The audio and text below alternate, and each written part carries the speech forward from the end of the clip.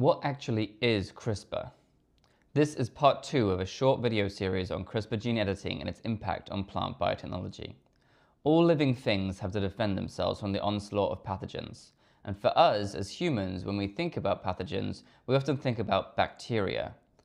But not to freak anyone out, bacteria are all around us. They are one of the great success stories of planet Earth.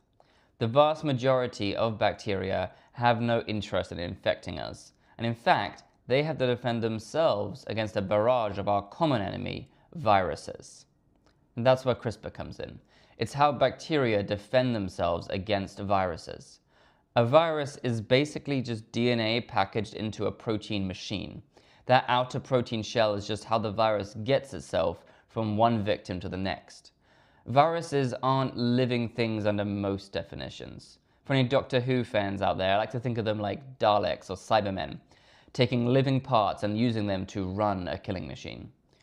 Anywho, bacteria have a system called CRISPR-Cas that is basically a set of proteins working together to chop invading viruses into little DNA pieces and then store those pieces into a specific position in the bacterial genome, like a memory bank or a set of wanted posters.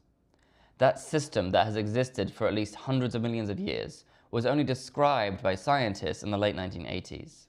But what really made CRISPR a household name was the work done by the research teams of Emmanuel Charpentier and Jennifer Doudna in the early 2010s. They investigated one of the many proteins in the natural CRISPR system of a specific bacterium called Streptococcus pyogenes.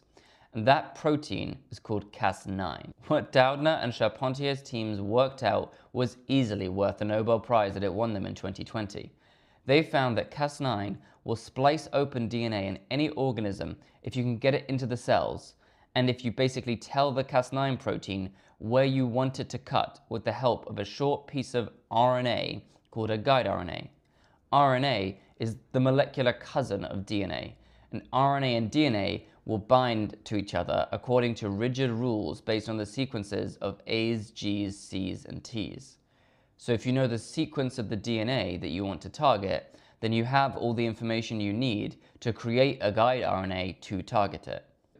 CRISPR-Cas9 fulfilled the dream of biotechnologists, a programmable DNA endonuclease, or to put it simply, a pair of molecular scissors.